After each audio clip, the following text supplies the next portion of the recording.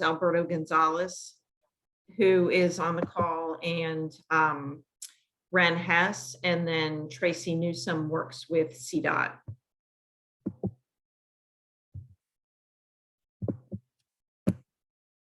So thanks for coming this evening. This is not really necessary, but we only have one person, and we're all pretty familiar, somewhat unfortunately, with virtual meetings these days, but this works best on your desktop. I don't know if you're on a phone. We have some polling things that we've been doing, but if it's just you, it doesn't really matter. You can drop stuff in the chat and just use one source of audio, mute your audio when you're not speaking, don't put your phone on hold. And we are recording the meeting, saving the chats, and that's for our record keeping and comment tracking. So those are just a few reminders. So the purpose of tonight's meeting is really twofold. On October 13th, we had a couple of informational meetings that kicked off this process. So if you missed that though and are interested, we have recordings of those on our website. But I'll run through the first part of this presentation. We'll really run through a lot of the basic information that was included in that presentation. So what's the purpose of the Charlotte Future 2040 Policy Map?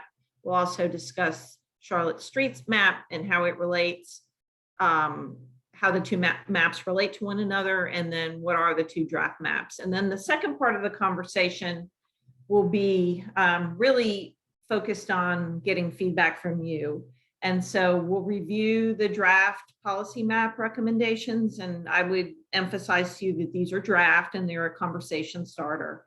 We'll discuss any additional steps for the mapping approach that you might think are appropriate and any adjustments to the mapping approach. So jumping into the informational piece. Oh, she was, okay. The Charlotte Future 2040 plan was adopted on, hello? I'm sorry, I'm gonna get off the phone and get on the computer. Okay.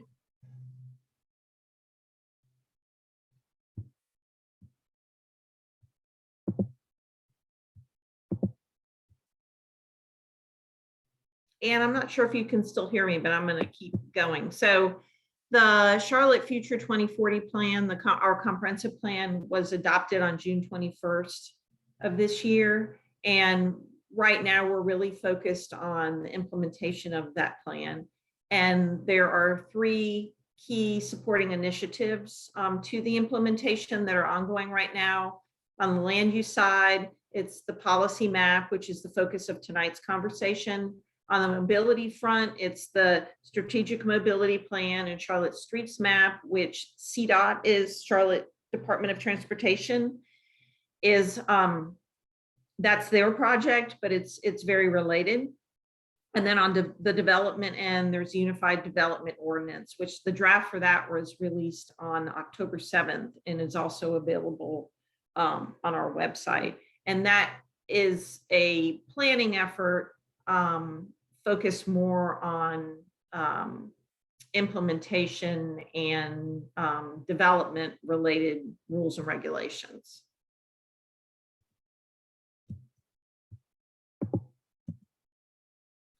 So when we talk about how the two maps relate to one another, really Charlotte has been kind of at the forefront nationwide for the past 20 years on linking land use and transportation and recognizing how important those two things are to the built environment and just being able to relate those two things and realize that, you know, there's multimodal transportation network is beneficial to our community. So obviously on the mobility side, it's the street network, and on the land use side, it's land use and form. And I'll talk a little bit more about this in terms of how place types relates to it in a minute, but both of those things combine to create our built environment. So there's two different draft maps. One's the Charlotte Streets map and the other is the 2040 policy map. Our focus tonight is on the 2040 policy map, but I'll take a few minutes to talk a little bit about the street map. And before we talk about the map, let's talk a little bit about what makes a street. So in the image here, which is a cross section of a street, and this would kind of be like your ideal street, you can see moving left to right, kind of what some of those components are. And not every street will have all of these components. A lot of times it's dependent upon the type of facility it is. So is it an arterial? Is it carrying more traffic volume, or is it a local street where it's just like a street in your neighborhood? Obviously, what's included on those is going to be very different, but let's look at kind of like the optimum of a street that contains all the different components. So in A, there's a center space, which can contain either or both turn lanes, median refuge islands, and those might have trees and planting strips and other different things. B being your travel lanes, and those primarily carry vehicular traffic, but can also carry buses or streetcars or other modes of transportation. C being a bike lane, and this is kind of the optimum bike lane with width and a little bit of separation from vehicles or whatever is in the travel lanes. And then D, curb and gutter, which is often overlooked, but is very important. And then sometimes this particular area can have parking contained within it. And then E being an amenity zone or a planting strip. Again, that's not included on all streets. And then F being your pedestrian facilities or your sidewalks. So when we talk about a street, these are the components that we're talking about. So the streets map is really the mapped vision for Charlotte's future multimodal street network. And it's a key implementation tool for the Unified Development Ordinance. And it's also informed by the place type map, because again, I said we're linking, what our uses are with our street network. This looks a little bit like a spaghetti junction because this is the streets map for the entire city. But it shows really what the expected multimodal cross section would be for all the arterials. So the streets that are really carrying more traffic. And that would include the street classification, like what type of street is it? Is it an arterial street or something, a highway, something larger than that? How many lanes? And then what are the components, like a bicycle facility? You can comment on the streets map and the policy map on the website, and this just gives you an idea of how that tool works. There's a lot of information contained within there. There's a comment box that asks a lot of different questions, and you can fill that out as completely as you want. And if you need a little bit of help with how to do this, there's a demonstration video. And the link is down at the bottom of the screen, and we can maybe include it in the chat as well. So when moving to the 2040 policy map, kind of shifting gears, what that is, as I mentioned, the comprehensive plan was adopted in June. So this is really a translation of kind of the place-based policies. There's quite a number of policies contained within that plan, and there's 10 different goals. And this focuses on the place-based policies and how those relate to specific geographies. And really, this is providing direction for balancing our future needs and opportunities related to growth. So we know we're growing. We know there's 145,000 households that will grow by over the next 20 years and 200,000 plus jobs coming over the next 20 years. So this is really providing an equitable way to balance the benefits of growth and kind of some of the challenges that come with it. And in the comprehensive plan, there's a number of priorities that were outlined. So it protects those priorities while at the same time providing the opportunity for growth. And we'll talk a little bit more about that as we move into the map discussion further in the presentation. It also aligns our future growth with infrastructure capacity. So that means that we're making sure that where growth is occurring, it can be served by the infrastructure needs that come with that. And it also improves access to underserved areas. So again, that equity component and recognizing that over the years, not all areas of our community have benefited from growth in the same ways. So the maps that we'll be discussing tonight use what we call a place type tool. I'll talk a little bit more about that in a minute, and a three-step process. So when we say place type, it's really in past planning processes, we referred to just land use, future land use. And that really kind of just gave you an idea of what the use would be and not much more.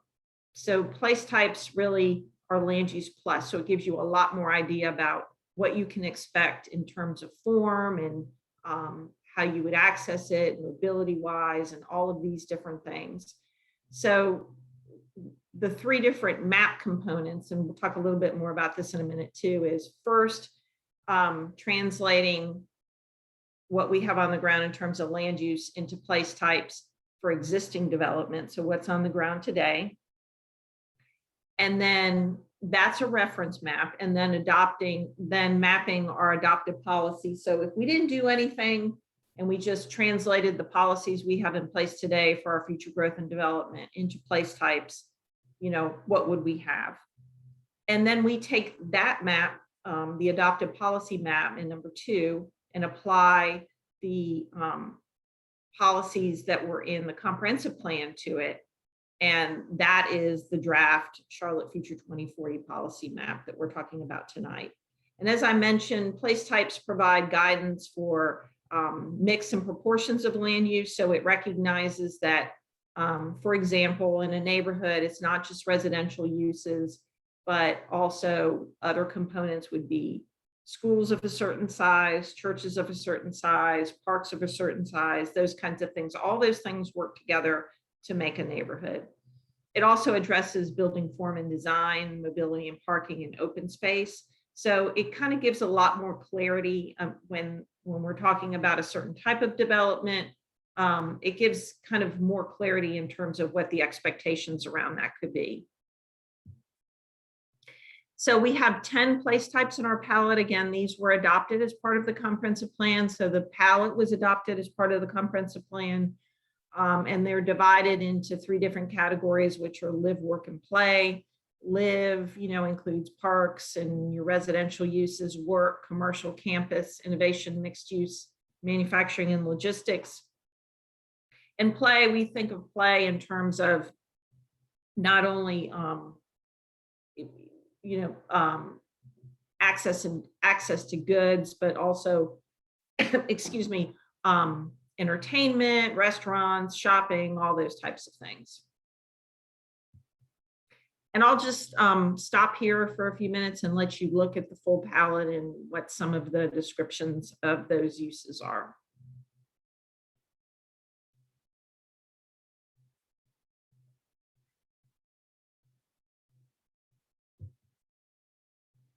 Okay, so moving on, I mentioned that there's 3 different maps.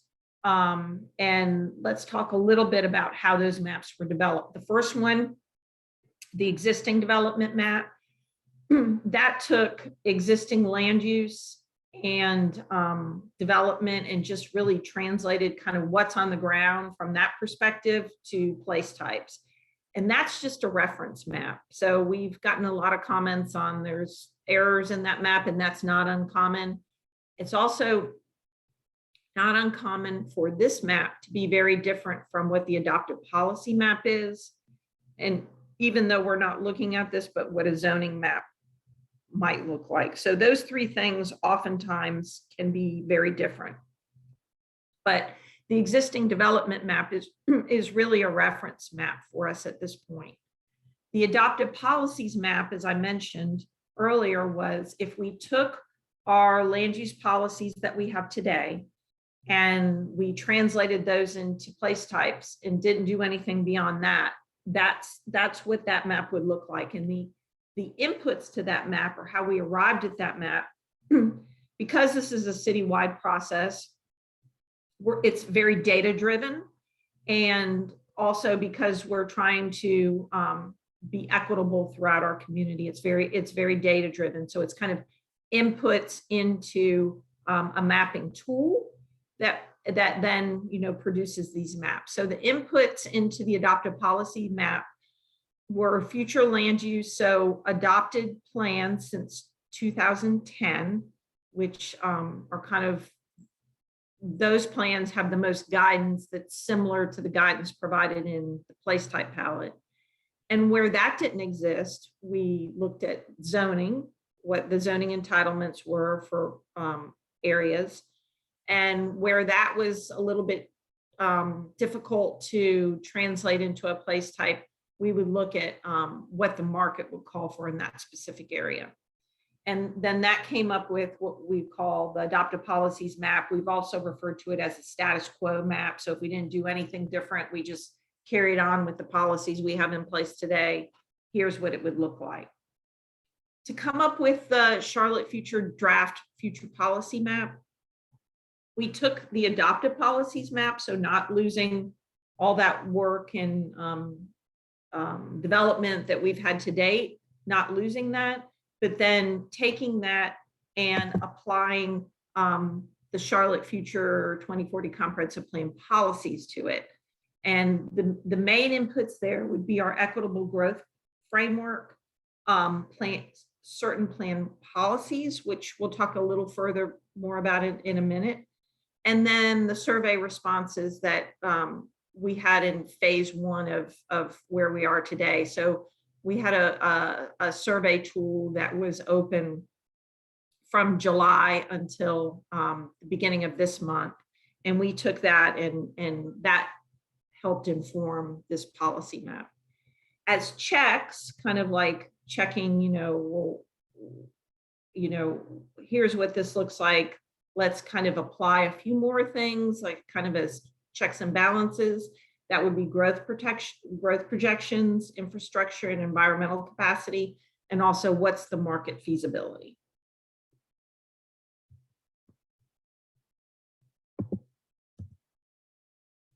So because this is an effort that is citywide, and our city in terms of land area is enormous. We have something like over 350 square miles in our geography, which is very big, and it's really impossible to have a conversation about mapping for the whole geography at one time. So we've broken it up into 15 different planning areas.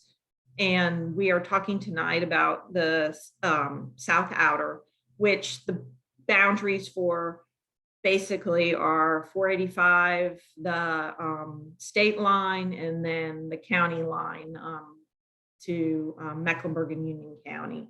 And I'll mention to you that we're doing a couple meetings for each area. There was a meeting for this area at lunchtime today.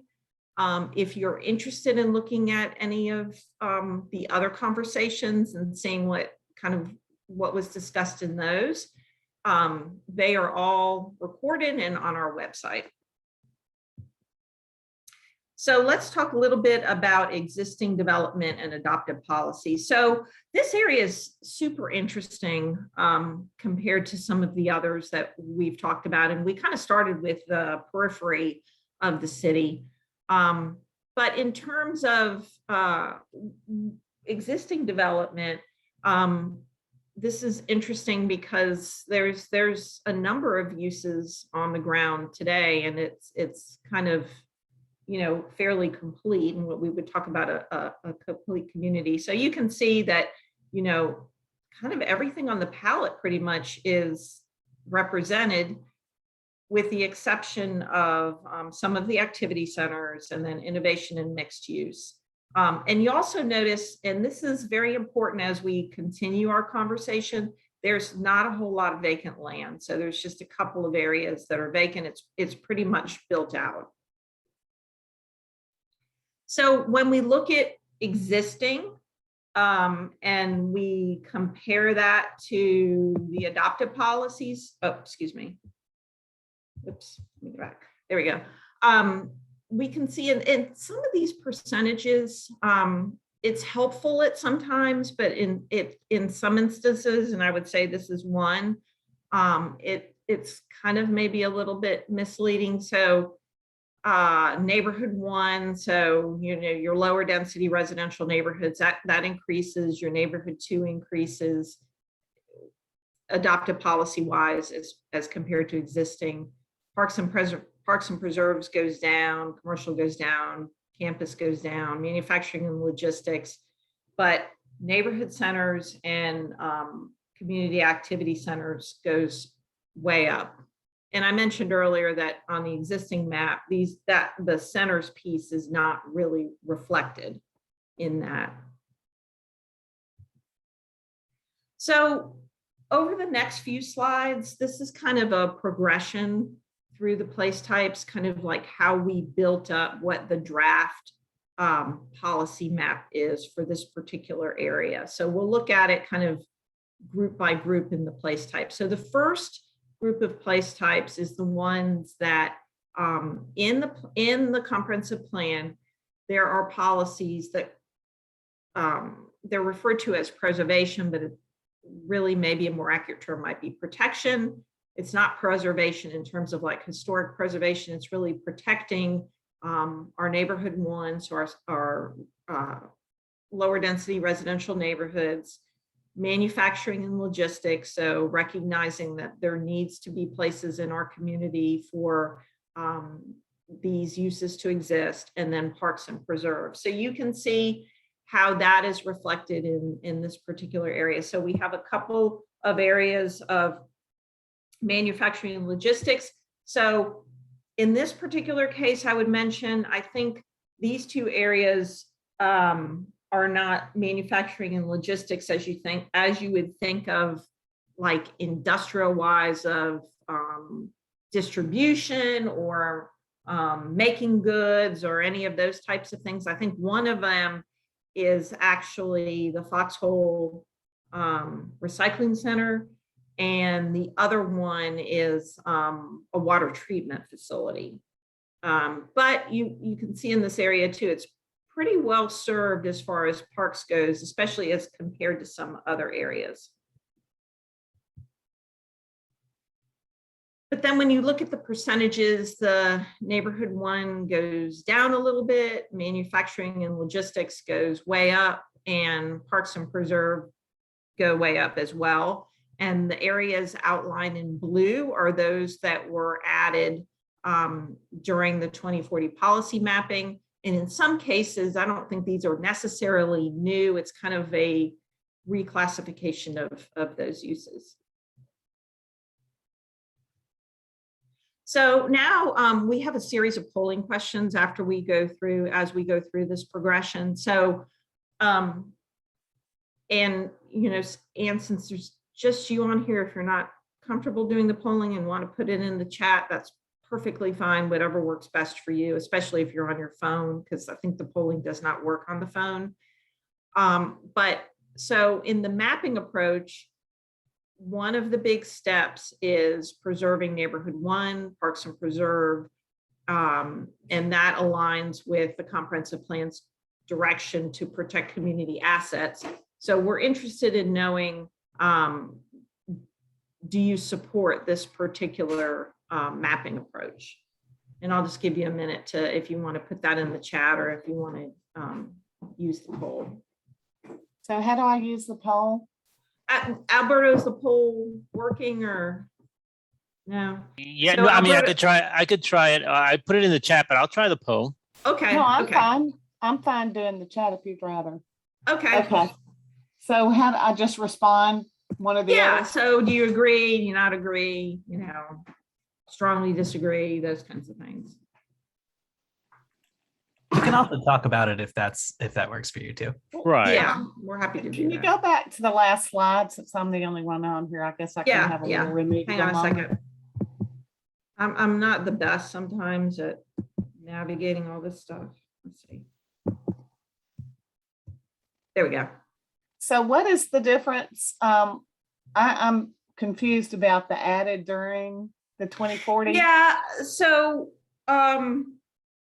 this area is just so interesting to me because it's so different from the other ones in terms of it's very built out, and as I mentioned, it's very complete. So really there's these small areas here that are, I don't know if Right. you can see my cursor or not. Yeah. Outlined in blue that I think already exist, but when we did the transfer to place types, it calls them out as neighborhood one, and down here right off of Audrikel as well.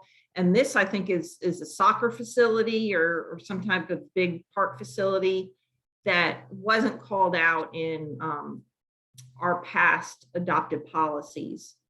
This particular area too as well, which is, I can't remember the name of that park, but I think it's been there and maybe it's been enhanced recently.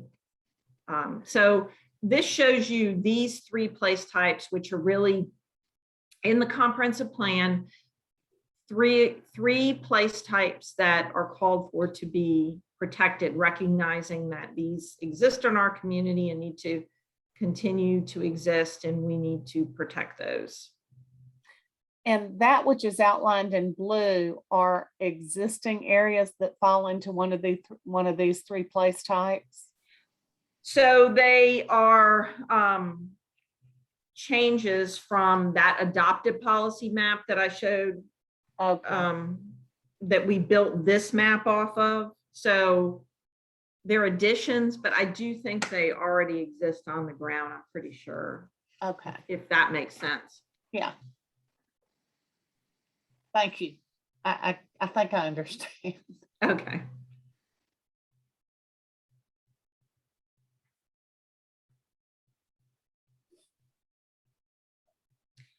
So the next piece that we look at from an equitable growth framework lens is access to housing opportunities. So in this particular map, you see the areas that are outside of the hatched areas.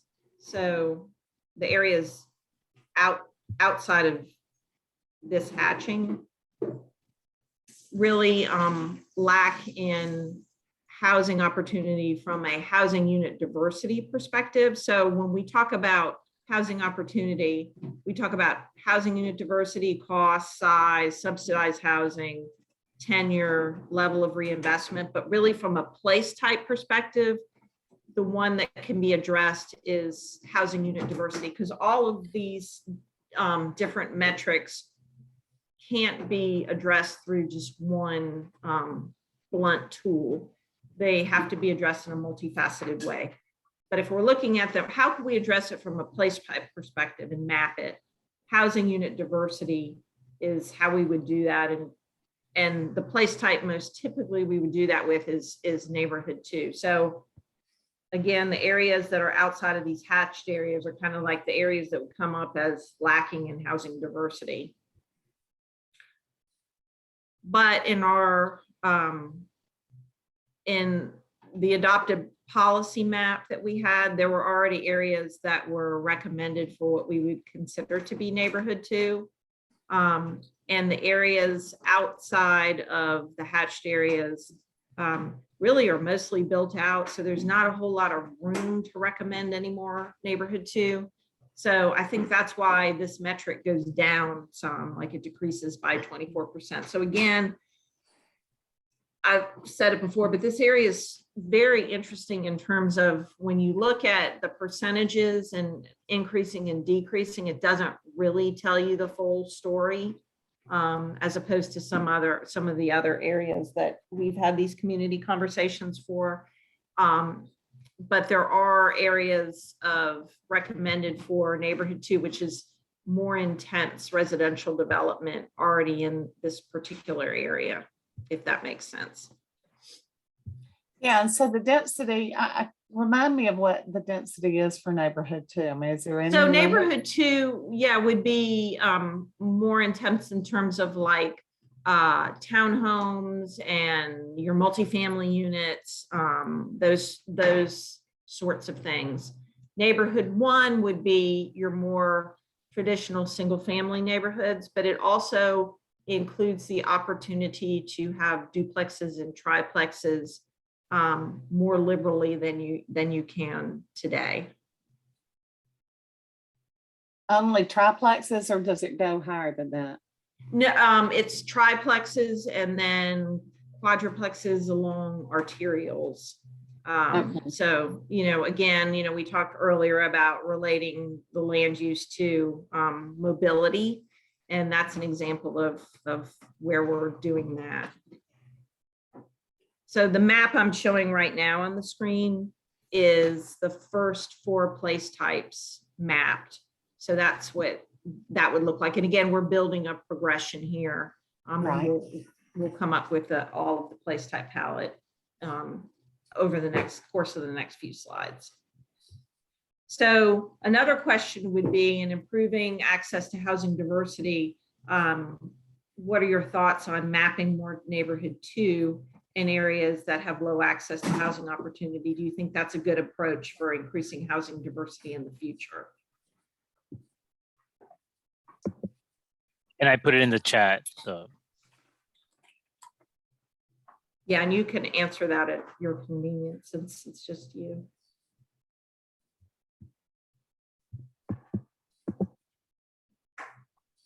Okay, so the next equitable growth framework policy that we'll look at is access to employment opportunity. So the metrics for determining if there's low access to employment opportunity would be proximity to employment, employment in the commute shed, wage levels, middle skilled jobs, and then knowledge-based jobs. And really from a place types perspective, the one that we can really address is employment in the commute shed. And what we mean by that is jobs is existing 1.5 miles from neighborhoods. So being able to have employment close to your neighborhood. So again, in this particular map, the areas outside of the hatched area would be considered not having great access to employment within their commute shed. But then the way we would typically address that from a place type perspective is mapping campus and innovation and mixed use. And you see those go down and there's no innovation and mixed use recommended. But again, this area is very built out, and it's very built out from a residential perspective, especially. So there's not really anywhere for those place types to go, if that makes sense. Mm-hmm. And so when we see those 6 place types mapped, here's what it looks like.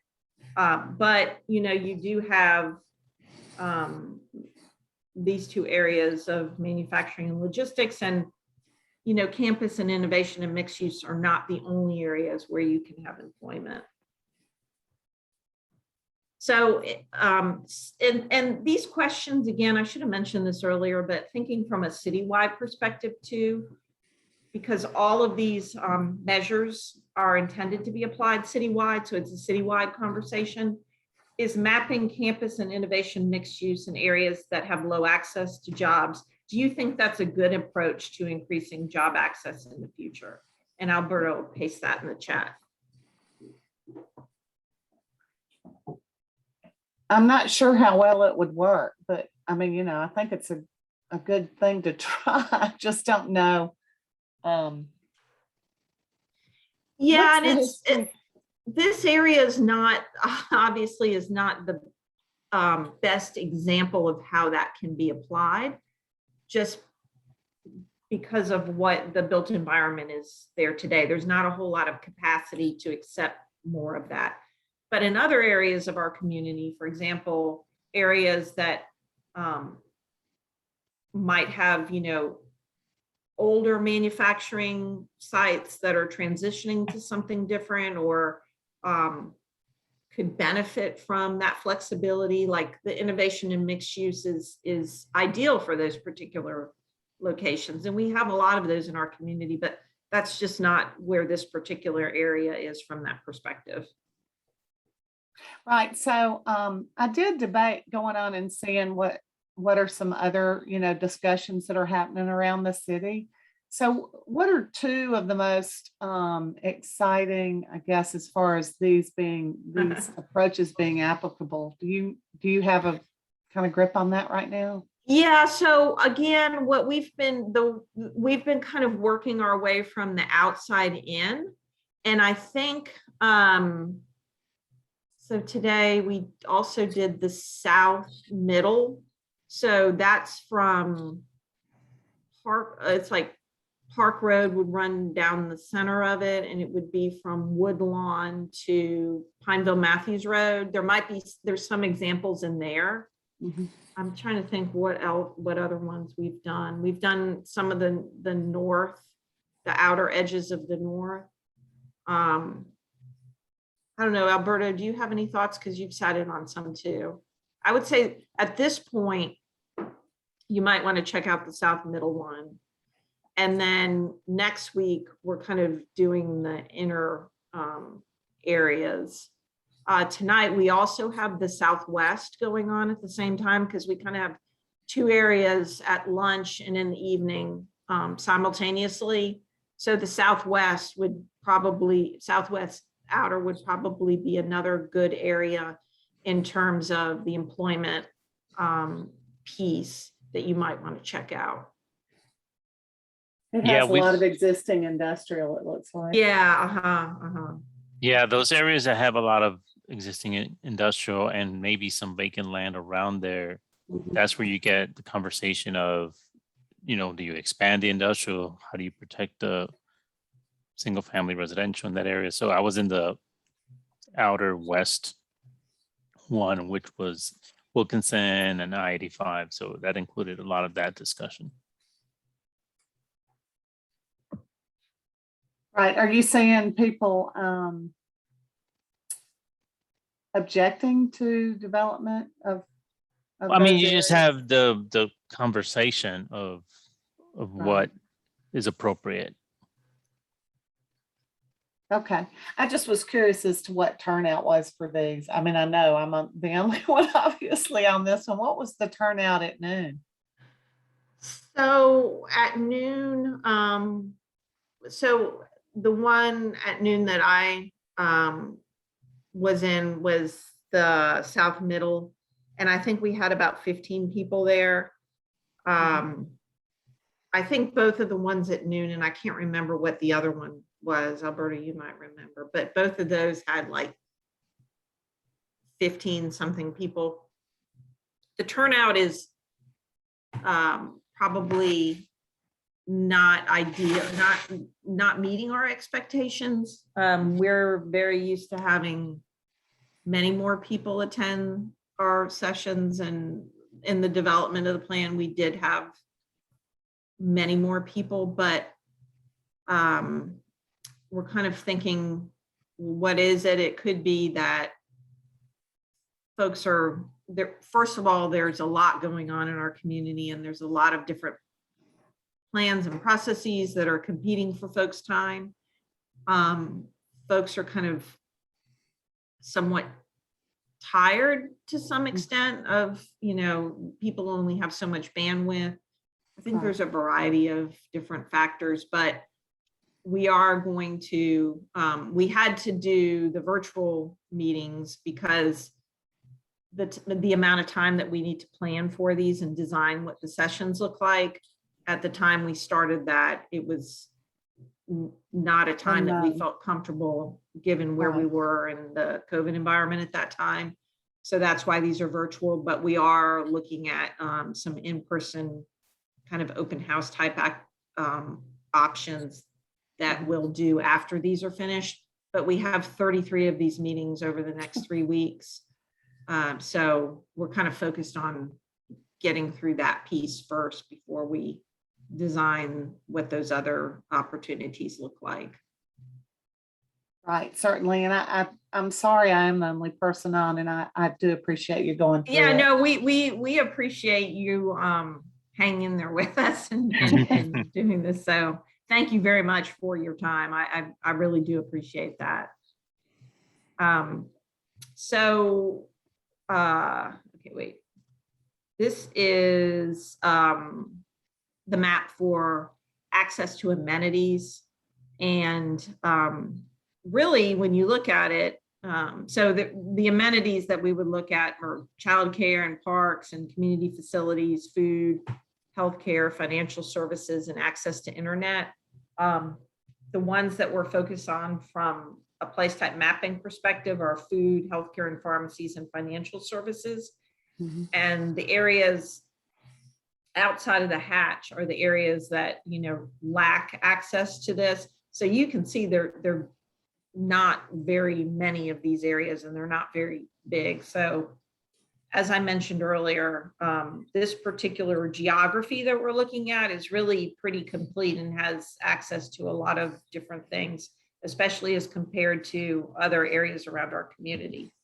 Right. So you see again, and I think the percentages in this for this particular area are not that telling, because everything as far as commercial and centers goes down. But again, it's these areas are built out, so there's not really any opportunity to add any of these place types in these areas because they're already existing single family neighborhoods. But you can see that there are centers and commercial areas that exist just outside of these particular areas. And so if we look at pretty much the full place type palette mapped now, I think, my message would be, the percentages are not the whole story, but it's more that to me, this particular geography is pretty complete and pretty well served. I mean, you have a regional activity center over kind of at the heart of Ballantyne. You have couple of community activity centers, you have a smattering of commercial uses, and you have a whole lot of parks uses, especially as compared with other areas in our community. Healthy amount of neighborhood 1 and neighborhood 2, and then some manufacturing and logistics. Yeah, I guess the only thing missing is the walkability. The walk through right. is So not part of this area. Yeah, especially when you get to the far right, which is where we happen to be. We can walk to Colonel Beatty Park, but then, and especially when they do the streets mapping up by Weddington and McKee, I mean, that's going to really, those are really, they're going to be really big streets. They're already hugely trafficked and dangerous to cross right now. So, yeah. but anyway, other areas of this seem to be a little bit more friendly, walker friendly. Yeah. So the last question, as far as improving access to goods and services, is mapping activity centers an area with low access to goods and services. Do you think that's a good approach to increasing access to those things in the future? And Alberto can paste that in the chat as well. The last component we looked at was environmental justice. So this is the metrics that we would look at from this perspective is our tree canopy, impervious surface, proximity to heavy industrial uses, major transportation infrastructure, and floodplain. And the last three being ones that we would look at from a place type perspective: And in this particular area, really, all of those kind of abut a major transportation facility, which is 485. And really, from a place type perspective, how we would address that is providing buffering or those buffering of uses. So kind of a transition between the use and the transportation facility. But again, this area is already built out, and this is not uncommon for other areas that we've looked at it in that from a place type perspective, there's really not much you can do to address it.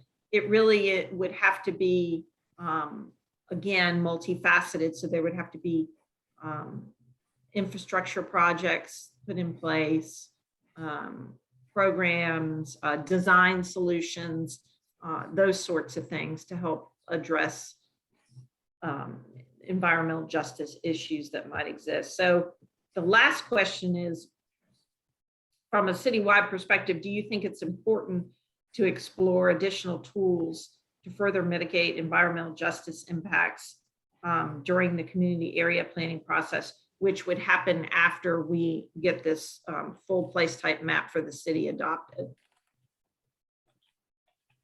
And Alberto will put that in the chat as well. So in terms of growth allocation, so we know that we align our growth projections with the region, so the regional model. So we know so much growth is coming to our region, and of that growth coming to our region, a certain amount is coming to Charlotte. So it's for Charlotte in general, over the next 20 years, is about 145,000 households that are expected to come to our city. And the percentage of that growth that's captured within this particular area is 11%, which from the areas that we've looked at so far, that's pretty high. Yeah. And there's about 200,000 plus jobs that are coming to our area, and about 7% of those jobs are captured within this particular planning area. So where are we going to put those people? So that's the whole conversation about broadening the housing types that can be allowed in neighborhood 1, and then further expanding or having more areas of neighborhood 2, and also in our activity centers. And I know you've probably been asked this question a lot of times, but how does it impact places that have HOAs? So yes, we have been asked that question. So from a place type perspective, HOAs and any of the deeds and covenants and all of those types of restrictions, those are not under the purview of any city regulations. So if those are in place, those are legal tools that are not affected by these policies or zoning. So I should have mentioned this way earlier in this presentation, but place types are not zoning districts, and they don't change zoning and entitlements. The zoning piece is contained within the Unified Development Ordinance that was released draft was released on October 7th. So that contains a rewrite of our zoning ordinance, and then that will be mapped in the future after the UDO is adopted, and that will have, similar to this process that we're doing right now, it will have its own public input process and its own kind of methodology that goes along with it. But those things, any deeds, covenants, all of those types of restrictions, those are not impacted by policies and zoning ordinance. Those are a different legal tool outside of the purview of the city. Do you happen to know what percentage of the neighborhood 1 are part of HOAs in that area? Not off the top of my head. But y'all have I don't. access to that data, I guess, right? We do, and we have looked at that. And I don't want to even like hazard a guess because I can't even remember like what type of percentage that would look like. But we do have access to that data.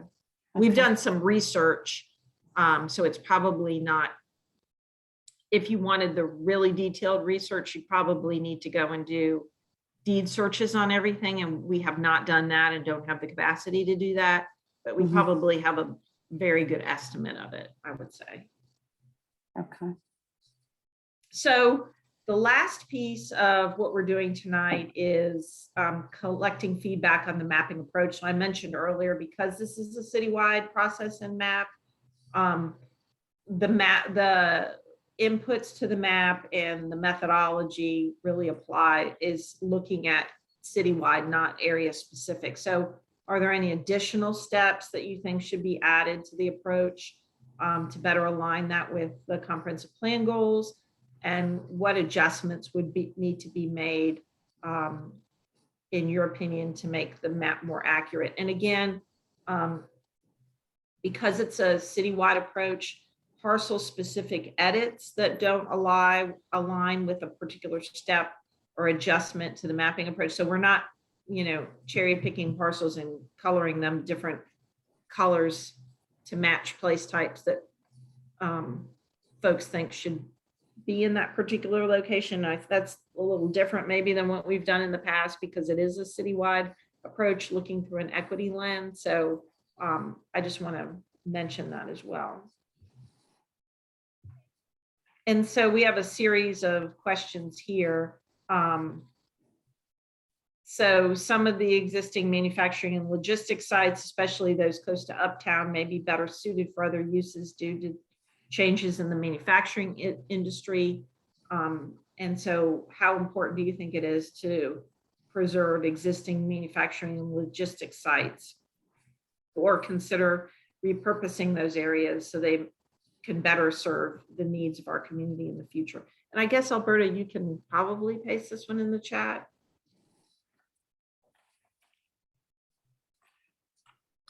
I don't know if you can do that or not. Yeah, I just pasted it. Okay, thank you. And then the second one would be in terms of neighborhood 2, there's a lot of large single family lots along major transportation corridors in the city. These sites could evolve to neighborhood 2, and again, to provide more housing options in the future. And of the growth that we're going to be receiving, that would be a way to accommodate that. Is it more important to preserve existing single family lots or provide more housing options along major corridors? And Alberto will paste that in the chat as well. Anne, I have a quick question just because I'm taking notes on this meeting and I want to make sure I'm recording your opinion accurately. For the manufacturing and logistics, do you mean that it's unimportant to preserve manufacturing and logistics, or unimportant to repurpose it? I think it's better to repurpose it. Okay, thank you. I just wanted to make sure I knew what you Yeah. were saying there. Thank you so much. Yeah, we're I think I mentioned this, Anne, but we have a comment tracking sheet that we're putting all of these comments in. So we'll record all of these and from all the. And then in terms of commercial, so when we talk about commercial, that's predominantly auto focused uses. And a lot of the commercial development in Charlotte doesn't align with comprehensive plan's vision for walkable and integrated communities. I mean, albeit there's some area, you do have a need for auto-oriented commercial uses, like gas stations and those kinds of things, but we probably have more than we need. How important do you think it is for commercial place types in this particular planning area to evolve into neighborhood activity centers? So you did have a little smattering of commercial uses. Do you think it's important for those to evolve into centers that have more walkability? I don't want to misstate, so I'm just going to say walkability, very important. Okay. I mean, I think it might be the most important thing. Okay, all of us. great. So, for And our I live in an final- area that is not walkable. Yeah. And I understand I need to move because everything's so set and there's so many HOAs and, you know. So anyway, sorry, didn't mean to stop you. No. That's what we're here for. So when we talk about adjustments to the mapping approach that might be needed, you know, do you have any suggestions or do you see anything that comes to mind that you think would be needed adjustments to how we're doing this work? So some of the issues that are pretty common that we've heard a lot about is, like, for example, the threshold for certain place type assignments are based on size. So like campus is like 50 acres and those that we call out as parks are a certain acreage size. So there might need to be adjustments in that respect. And then probably the most common one we've heard is zoning. So the translation of a certain zoning district to a place type, which is extremely confusing, I understand.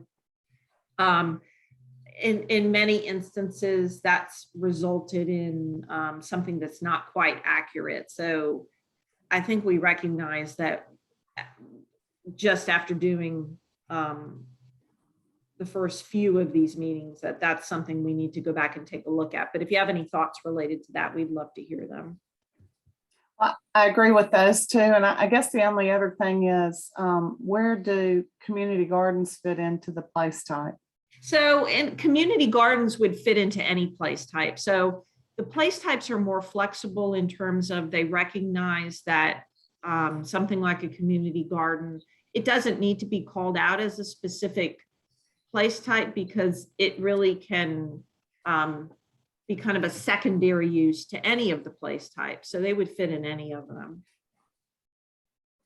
Okay.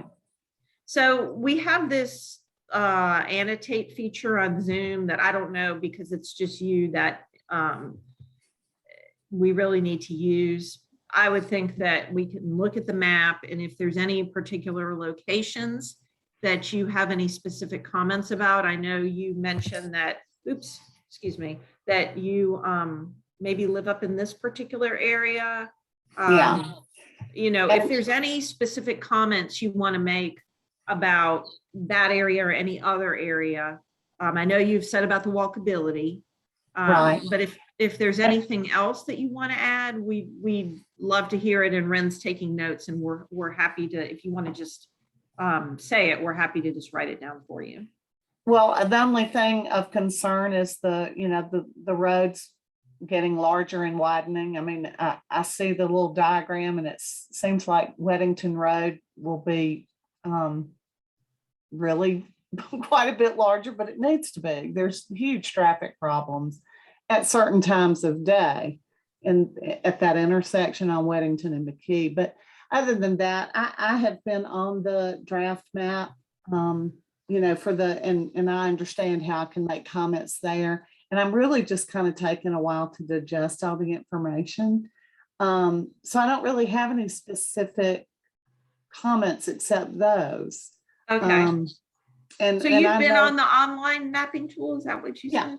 Oh, Yeah. wow. Wow, you're really well, I'm on it. interested. I am interested, and I do want to know what's going to be going on. You know, I mean, we probably won't live in this area much longer. We're probably going to head somewhere else, but I'm interested to know what will go on here.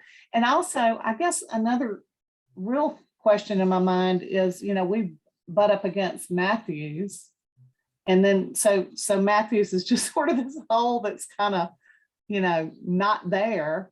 And so I really do wonder how the road map, whatever it's called, the street maps, configures with that. And I'm sure there's information that y'all share and there's planning that's, you know, across cities.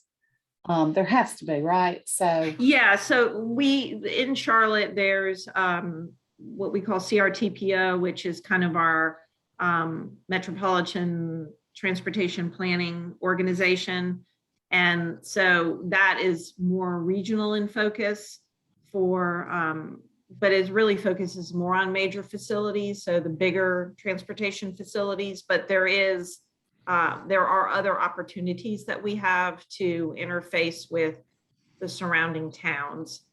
So we do work with them, and we do, especially from, I would think most especially from the transportation perspective. And we have interfaced with them as we've developed our comprehensive plan, but not to the extent that happens on the transportation side. So when will there be a map that is, that includes the various municipalities adjacent to Charlotte and how they all integrate together? When would that? So there won't be one from this particular effort. This one just focuses on Charlotte. So we won't have a map that has, we use, I don't know that Matthews even uses the same place type tools that we do.